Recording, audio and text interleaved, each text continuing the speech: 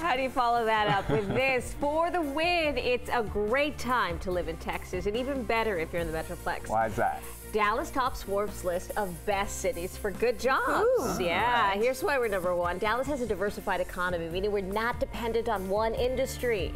Many of the highest paid jobs are with defense manufacturers like Bell Helicopter.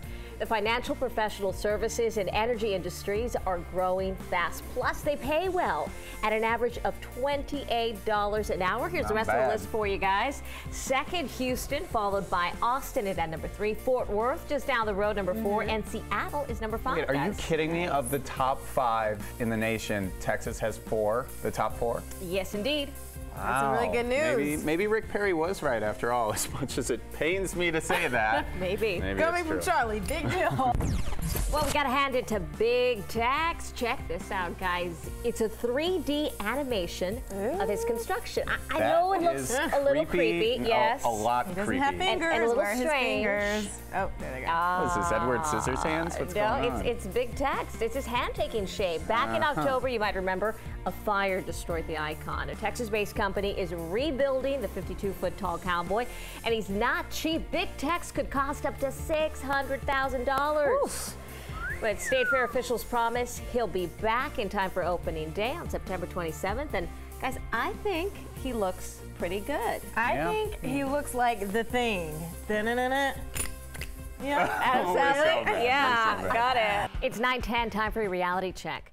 Will the American-U.S. Airways merger hurt the little guy? That's a big question lawmakers in Washington are asking. They're holding a hearing to discuss issues like the cost of flying and service routes. Some say the deal is bad news for travelers because they'll see higher rates and fewer seats. But others say that won't be the case. The Justice Department still has to sign off on the merger before it becomes official. It's a done deal. The Senate finally voted to confirm Chuck Hagel as defense secretary in a 58-41 vote. After a bruising nomination process, Hagel now takes over for outgoing Secretary Leon Panetta. Republicans harshly criticized him over his past statements on sensitive political and national security matters. Another day, another bomb threat for Highland Park High School. It's the 4th in 6 weeks. This time school was canceled after a threatening note was found on campus.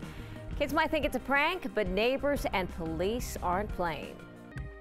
Now, so far, students have missed 4 days now for fake bomb threats. They won't have to make those up, but if the prankster or pranksters get caught, they might have to make up some jail time. More layoffs at Lockheed Martin in Fort Worth. A union official says about 60 employees received notices this week. The news comes after 110 workers were laid off last month due to what the company called budgetary pressures.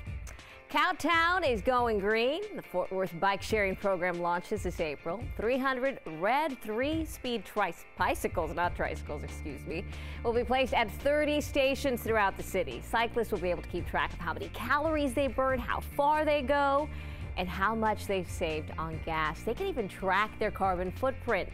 It costs $8 a day thanks to a $1 million federal grant. Shot #4, John Boehner is angry. We have moved a bill in the House twice. We should not have to move a third bill before the Senate gets off their and begins to do something. Watch out. That was the A word. Yes, it was. He did say that. Forced federal spending cuts go into effect Friday if lawmakers can't agree on a budget. The House Speaker is fed up and wants the Senate to do something. Well, here's what Senator Harry Reid had to say about Boehner's potty mouth. I was raised in a little town that had 13 brothels in it, so I'm used to some pretty salty language. Boehner hopes Senate gets off their ass.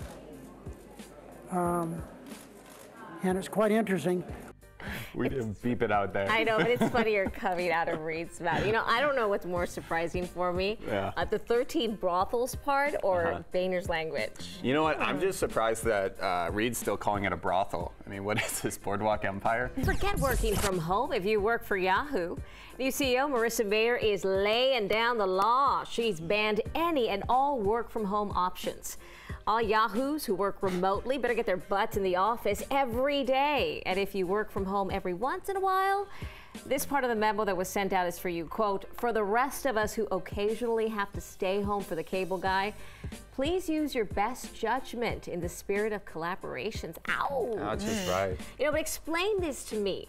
Mayor's banned working from home, but it's okay for her to have a nursery built in her office? Okay, so what about the parents who can't put a crib in their cubicle? I guess they just have to figure it out like the Their rest of us. kids answer the phones.